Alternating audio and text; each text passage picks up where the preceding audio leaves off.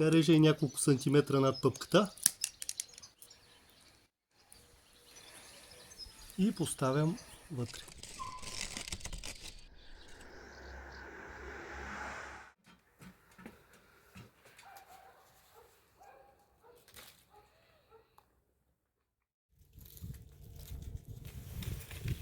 Здравейте! В това видео ще ви покажа как се присажда лоза с клещи, ножици или инструмент за присаждане, най-общо казано.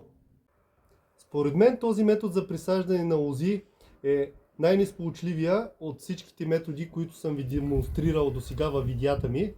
Но въпреки това, който има в къщи такъв инструмент за присаждане, може да пробва.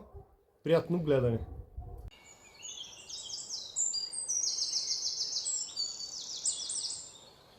След десетки неуспешни опита да присадя лоза с този инструмент за присаждане, най-накрая успях, въпреки че с него съм присадил над 100 дървета с почти 100% успеваемост.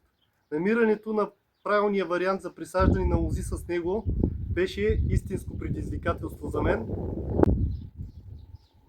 Гледайте цялото видео, за да разберете как точно се извършва този процес и защо смятам, че този метод за присаждане на лози не е толкова сполучлив, колкото останалите методи, които съм ви демонстрирал в моите видеа в канала.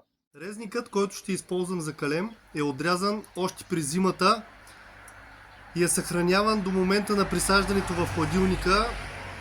Имам видео в канала ми точно как се съхраняват тези резници. А сега започваме самото присаждане. Изключително важен е момента, в който ще направим това присаждане. И затова искам да ви покажа дължината на литорастите, които са покарали.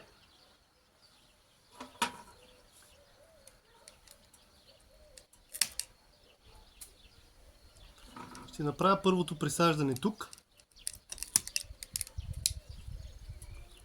Като много внимателно трябва да оцелим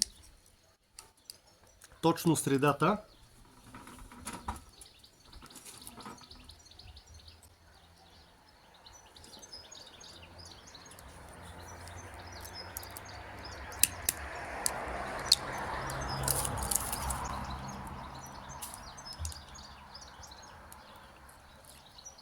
Сега режа същото. Махна и тази пъпка. И следваме последователността на пъпките. Ако тази е от тази страна, следователно следващата трябва да е срещу положната страна.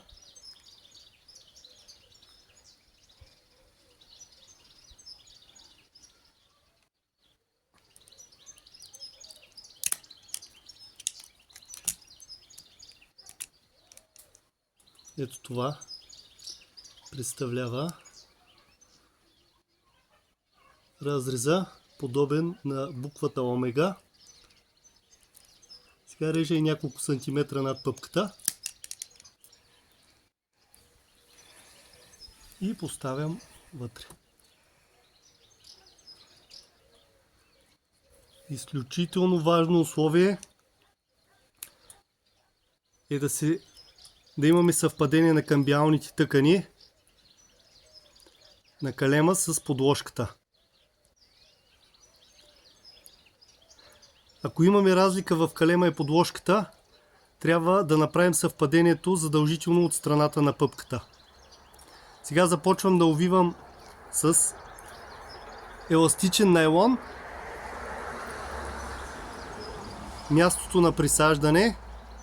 След това ще прискоча пъпката и ще увия и мястото отгоре, за да ни подсъхва пъпката.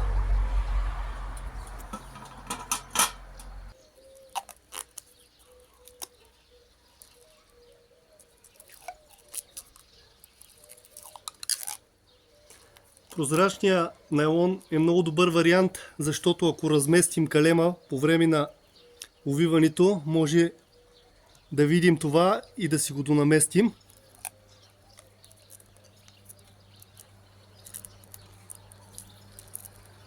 Отново прескачаме пъпката и сваляме надолу.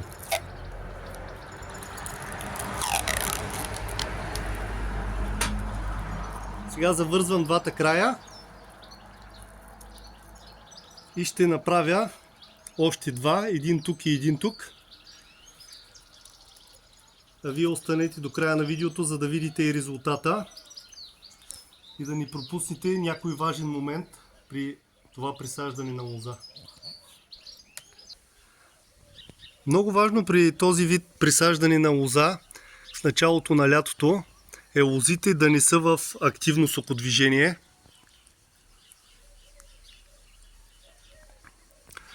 Правя го при дължина на литорастите между 20 и 25 см и поява на първата риса.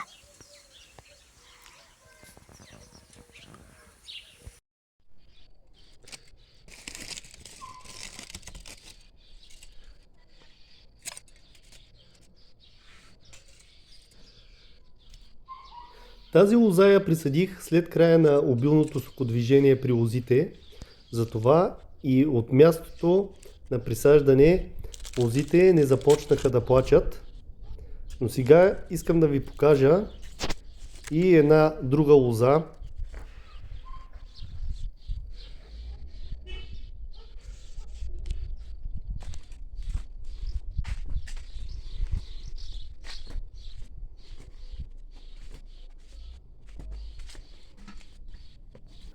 Тази лоза я присадих по същия начин, но тук отрязах старите кордони на лозата и въпреки че обилното сокодвижение беше преминало, от мястото на присаждане лозите започнаха да плачат и да намокрят калемите.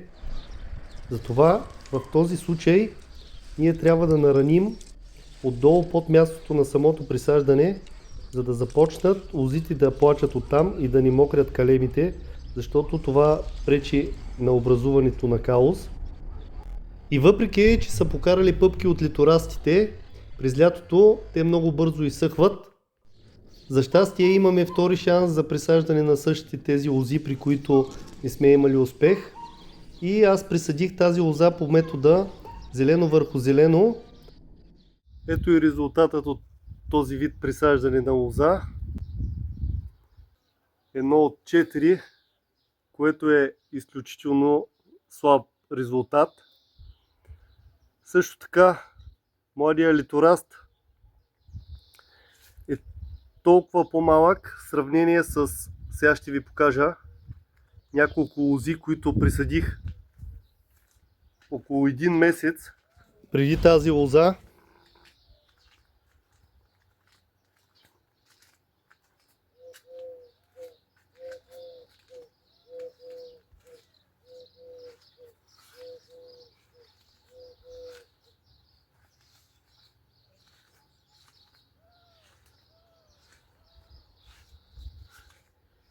Ето я.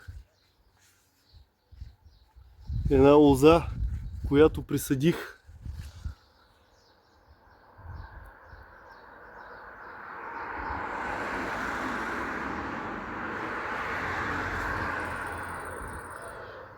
първо, второ, тези двете не са се прихванали, може би калемите са изсъхнали докато дойдат от Украйна. Тази има шанс да бутне. Ето и тази искам да ви покажа. Има риса. Ето тук. Тук е на 100%. Ето първата. Ето втората. Тук покарало родивото. Ето тук и третата. Ето тук тръга и четвъртата.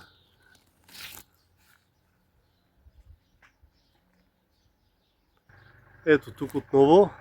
Тази пъпка не е тръгнала. Черно върху зелено. Ето тази. Страхотна риса. Горната с 2 риси.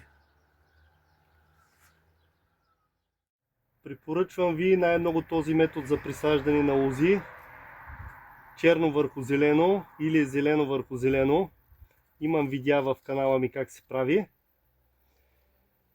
Като запазвам дори старата лоза, един от кордоните на старата лоза да плододава през тази година. Мястото ни ми стои празно. И оставям един литораст, едногодишен, който покарва от спящите пъпки по стъблото. През края на предходната година ни го режа. Използвам двата зелени литораста, които покарват от двете му пъпки, и на тях присаждам лозата. По този начин присъдения литораст го привързвам за тела или за самата лоза и вятъра не го причупва.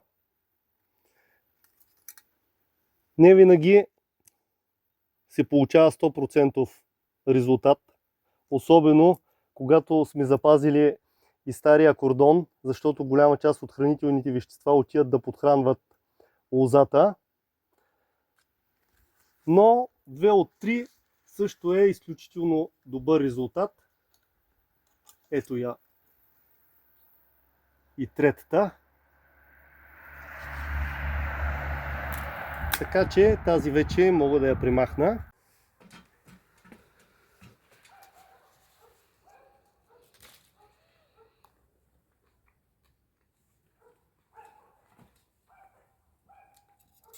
Към края на есента искам да ви покажа и резултата от това присаждане на лоза. Около половин метър литораст, по-голяма част от който е в дървесен, което означава, че тази присадена лоза ще може да презимува. Успеваемостта на този метод за присаждане е доста ниска. Само 1 от 3. Ето, на тези двете места също присадих с тези ножици за присаждане. Надяваме успех. Затова искам да ви покажа една друга лоза, при която използвах един друг метод за присаждане.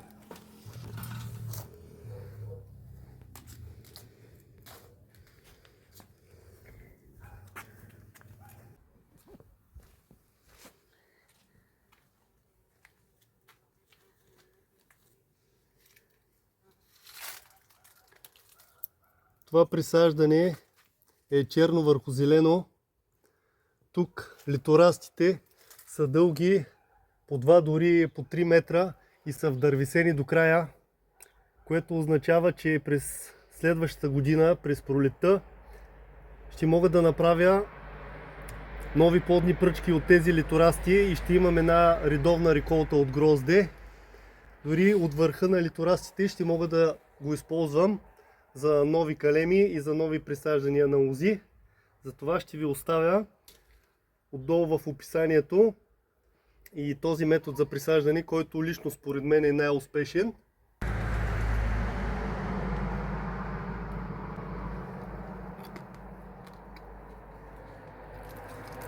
До скоро!